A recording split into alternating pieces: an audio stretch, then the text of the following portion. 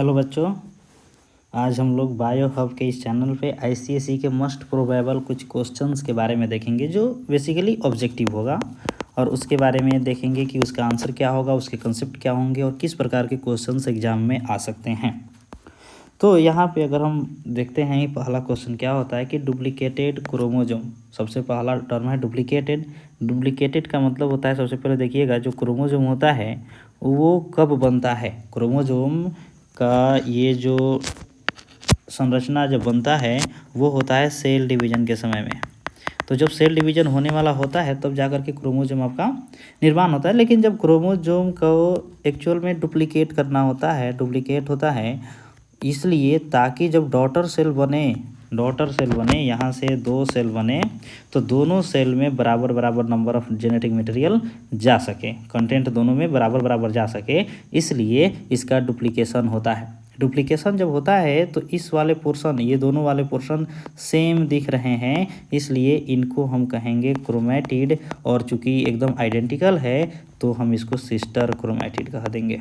यानी कि नीचे वाले जो दोनों हैं वो सिस्टर क्रोमैटिड है, ये वाले और ये वाले पोर्शन सिस्टर क्रोमैटिड और ये वाले भी सिस्टर क्रोमैटिड होंगे। लेकिन ये दोनों सिस्टर क्रोमैटिड किस से जुड़ा हुआ है, तो बीच में एक स्ट्रक्चर होता है जो दोनों क्रोमैटिड को यानी कि डुप्लीकेटेड क्रोमोजोम को जोड़ के रखता है और उसको हम लोग कहते हैं सेंट्रोमियर। इस वाले पोर्शन को कहते हैं सेंट्रोमियर। अब ऑप्शन देखते हैं तो सेंट्रोजोम ये तो एक ऑर्गेनेल्स है जो कि स्पिंडल फाइबर्स बनाने में हेल्प करता है। सेंट्रियोल भी नहीं, क्रोमैटिड तो ये वाला पोर्शन है, तो हमारा आंसर सेंट्रोमियर होगा। नेक्स्ट क्वेश्चन है the process of conversion of ATP to ADP. एक होता है कि हमारे मॉलिक्यूल, हमारे बॉडी में एडीपी मॉलिक्यूल होते हैं जिनका फुल फॉर्म होता है एडिनोसिन डाइफॉस्फेट। और यहाँ इस एडीपी में एक इनऑर्गेनिक फॉस्फेट जुड़ता है तो ये बदल जाता है एटीपी में, जो कि हाईली इनर्जेटिक, मतलब इसको एनर्जी का करेंसी भी कहा जाता है हमारे शरीर का। इसका फुल फॉर्म होता है एडिनोसिन ट्राइफॉस्फेट। ये भी एग्जाम में आ सकता है फुल फॉर्म लिखने का। तो बोल रहा है कि the process of conversion of ADP to ATP during photosynthesis. Photosynthesis के दौरान अगर एडीपी से एटीपी का निर्माण होता है उसे हम क्या कहते हैं। तो सबसे पहला चीज़ कि फोटोसिंथेसिस के दौरान पूछा है, ये सबसे इम्पोर्टेंट है। तो अगर देखिएगा कि एटीपी का निर्माण हमारे शरीर में लगभग देखें तो ओवरऑल 3 तरीके से होता है एडीपी से एटीपी का निर्माण। और वो क्या क्या होता है, तो सबसे पहला होता है substrate level phosphorylation. Substrate level phosphorylation, इसमें क्या होता है फॉस्फोराइलेशन, इसमें क्या होता है कि जो भी रिएक्शन में सबस्ट्रेट है उसका यूज करके एटीपी का निर्माण होता है।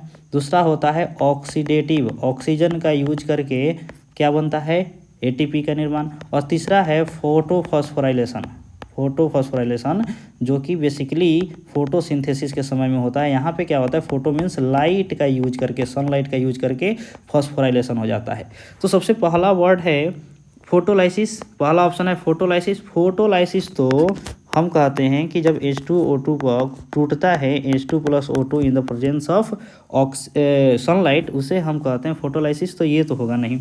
फैगोसाइटोसिस का मतलब होता है इनगल्फिंग, इनगल्फ करता है। जैसे मान लीजिए कि हमारे शरीर में कुछ माइक्रोफाज होता है, ये माइक्रोफाज क्या करता है कि फॉरेन पार्टिकल को खा जाता है, क्योंकि ताकि हमारे बॉडी को क्या कर सके, सुरक्षित रख सके फॉरेन पार्टिकल से, जैसे बैक्टीरिया से, वायरस से।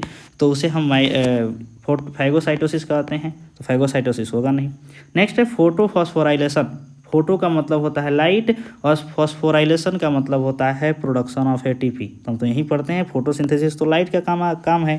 तो फोटोफॉस्फोराइलेशन का मतलब होगा कि एडीपी से एटीपी में बदलना, लेकिन presence of light, presence in the light, light की प्रेजेंस में, इसलिए फोटोफॉस्फोराइलेशन आंसर हमारा सही होगा। पॉलीमराइजेशन इसलिए नहीं होगा, पॉलीमराइजेशन भी एक टर्म है। पॉलीमराइजेशन का मतलब होता है बहुत सारे मोनोमर एक साथ मिल करके पॉलीमर बनाते हैं, उसे हम पॉलीमराइजेशन कहते हैं। पॉलीमराइजेशन हम पढ़ेंगे कब? जब पढ़े पॉलीमराइजेशन के बारे में आपके बुक में दिया हुआ है फोटोसिंथेसिस वाले में कि पॉलीमराइजेशन किसे कहेंगे, कि जब कोई बहुत सारा मोनोमर एक साथ जुड़ता है और पॉलीमर का निर्माण होता है। इसका मतलब क्या हुआ कि जब हम देखते हैं कि फोटोसिंथेसिस हो रहा होता है तो फोटोसिंथेसिस का एंड प्रोडक्ट हम देखते हैं ग्लूकोज बनता है, लेकिन ग्लूकोज प्लांट बॉडी में सुरक्षित नहीं रह मतलब स्टोर्ड नहीं हो सकता है, तो ये ग्लूकोज स्टार्च में बदल जाता है। तो ग्लूकोज क्या हो गया? मोनोमर हो गया और स्टार्च उसका पॉलीमर हो गया। तो मोनोमर से पॉलीमर बनाने की जो प्रोसेस होता है उसी को कहते हैं पॉलीमराइजेशन। ये सारी बातें कंसेप्ट क्लियर रखिएगा, एग्जाम में कुछ भी आ सकता है। नेक्स्ट क्वेश्चन है the process of which water is lost from the margin of strawberry lips.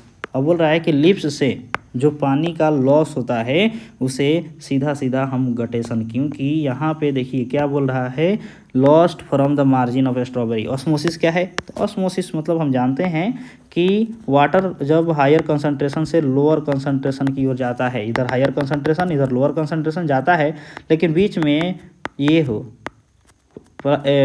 Selective permeable membrane हो तो हम उसे कहते हैं ऑस्मोसिस। तो ऑस्मोसिस में वाटर का लॉस कहाँ हो रहा है? ठीक है।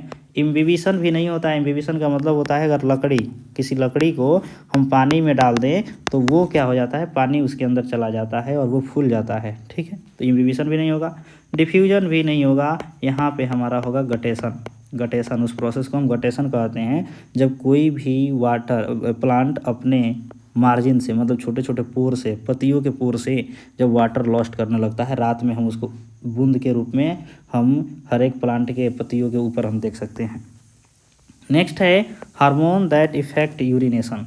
वैसा हार्मोन्स बताइए जो इफेक्ट करता है यूरिनेशन को। यूरिनेशन मीन्स क्या होता है? Release of water. Release of water नहीं, इसको हम यूरिन कहेंगे। रिलीज ऑफ यूरिन को ही हम यूरिनेशन कहते हैं।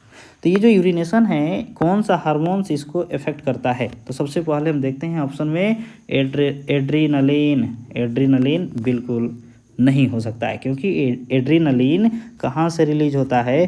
तो एड्रीनल ग्लैंड से, एड्रीनल ग्लैंड से। और इसको हम लोग इमरजेंसी हार्मोन भी कहते हैं। इमरजेंसी हार्मोन ये क्या होता है कि जब इमरजेंसी के समय में जब हम डरे होते हैं या फिर हम ज़्यादा एक्साइटेड मोड में होते हैं, जब हम फियर में होते हैं या फिर एक्साइटेड मोड में होते हैं, तो ये रिलीज होता है और हमारे शरीर में एक्स्ट्रा एनर्जी बनाने के लिए ग्लूकोज को ब्रेक डाउन करवाता है। मतलब जो ग्लाइकोजन है उसको ग्लूकोज बनवाता है, ग्लूकोज से एनर्जी बनवाता है। तो ये तो होगा नहीं। वैसोप्रेसिन के बारे में तो देखेंगे, फिलहाल एस्ट्रोजन के बारे में देखिए। तो ये तो सेक्स हार्मोन्स है, सेक्स हार्मोन्स है। तो सेक्स हार्मोन्स एक अलग चीज़ है और रिलीज ऑफ यूरिन एक अलग चीज़ है, तो ये तो होगा नहीं। नेक्स्ट है थायरोक्सिन। थायरोक्सिन थायराइड ग्लैंड से रिलीज होने वाली एक हार्मोन्स है जो क्या करता है, हमारे मेटाबॉलिज्म को कंट्रोल करता है। मेटाबॉलिज्म मतलब हमारे शरीर में जो भी केमिकल रिएक्शन हो रहे हैं उसको कंट्रोल करता है। तो एक बचता है वैसोप्रेसिन। यहाँ से हम एलिमिनेशन मेथड से अगर हमें वैसोप्रेसिन के बारे में नहीं भी पता हो तो भी हम इसको टिक कर सकते हैं, क्योंकि हमने एलिमिनेट कर दिए एड्रेनलिन को, एस्ट्रोजन को और थायरोक्सिन को। तो बचा क्या? वैसोप्रेसिन। वैसोप्रेसिन को हम लोग ADH भी कहते हैं, anti diuretic hormone. Anti diuretic hormones renal cortex से, ये मेडुला से ये रिलीज होता है। और साथ में ये क्या करता है, तो ये इसलिए रिलीज होता है ताकि वाटर का रीअब्जॉर्ब किया जा सके। वाटर जो हमारे किडनी से बाहर भाग रहा होता है उसको रीअब्जॉर्ब किया जा सके, ताकि हमारे शरीर में पानी की कमी ना हो। तो हमारा आंसर होगा वैसोप्रेसिन ही है जो हमारे यूरिनेशन को एक्चुअल में इफेक्ट करता है। ठीक है। नेक्स्ट है ओपनिंग ऑफ स्टोमाटा के लिए कौन सा आयन इसमें इम्पोर्टेंट है? तो आंसर इज पोटेशियम आयन। आपने पोटेशियम पंप के बारे में, पोटेशियम पंप थ्योरी के बारे में पढ़ा होगा। उसमें क्या होता है कि सबसे पहले ये जो स्टोमाटा के गार्ड सेल होते हैं, गार्ड सेल, उस गार्ड सेल के ये वाला स्टोमाटा हो गया और इस इसके गार्ड सेल में सबसे पहले पोटेशियम जाता है। पोटेशियम के जाने के कारण वाटर का कंसंट्रेशन लो होता है और साथ में वाटर भी चला जाता है उस कंसंट्रेशन को पूरा करने के लिए। और इस सिचुएशन में क्या होता है कि ये स्टोमाटा का जो गार्ड सेल है उसके अंदर आ जाती है टर्जिडिटी, और इस टर्जिडिटी को मेंटेन करने के लिए ये वाला जो गार्ड सेल है वो फूल जाता है और ये जो स्टोमेटल पोर है वो खुल जाता है। तो क्लोज और ओपनिंग, स्टोमाटा के ओपनिंग और क्लोजिंग में किसका रोल होता है? पोटेशियम आयन का। ठीक है, चलिए आगे पढ़ते हैं। The zygote which has Y chromosome, कोई जाइगोट है जिसके पास वाई क्रोमोजोम है, inherited from the father will develop. किसी जाइगोट में वाई क्रोमोजोम आ गया, वाई क्रोमोजोम जो कि सीधा फादर से ही आ सकता है, ये सब हम जानते हैं। अब कह रहा है कि वो क्रोमोजोम क्या डेवलप हो जाएगा? Will depend on the chromosome inherited from mother. क्या मदर के क्रोमोजोम पे वो डिपेंड होगा कि वो बच्चा बॉय होगा या गर्ल? नहीं, बिल्कुल नहीं, क्योंकि मदर में से हर एक सिचुएशन में एक से ही आ सकता है। और हम जानते हैं कि कोई चाहे बॉय हो या फिर गर्ल हो, वहाँ तो एक कॉमन है। दूसरा किस पे डिपेंड करता है कि वाई आता है या फिर एक्स आता है? ये जो वाई है वो फादर से आता है और ये एक्स मदर से। ठीक, तो हम सभी जानते हैं कि अगर वाई आया, मतलब ये ज़रूरी नहीं है कि मदर से, ये फादर से भी आ सकता है। ठीक, तो अगर ये वाई आया और यहाँ क्या बोल रहा है कि वाई ही आया है, तो सीधा सा मतलब है कि वो लड़का तो बॉय ही होगा, क्योंकि एक एक्स तो पहले से होगा ही। ठीक है, क्योंकि एक्स एक फादर से या मदर से कहीं से भी आए, ये एक्स एक तो होगा ही। सबसे ज़्यादा डिपेंड करता है कि सेकेंड वाला क्या है। अगर सेकेंड वाला एक्स हुआ तो ये गर्ल होगी, और अगर वाई हुआ तो ये बॉय। तो फादर में क्या आता है? Y chromosome. तो वाई क्रोमोजोम आ रहा है तो इसी का तो डिफरेंस है, एक इसका और इसका। तो अगर वाई आ रहा है इसका मतलब सीधा होगा कि वो लड़का क्या होगा? बॉय होगा।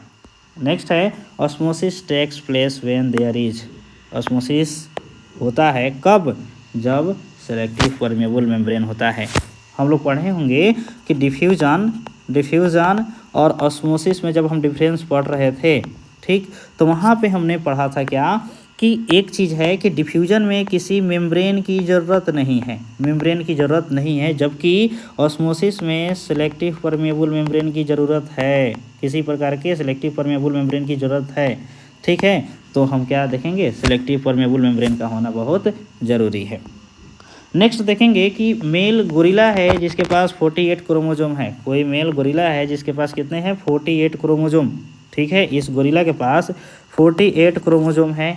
ठीक है, उसके सेल में।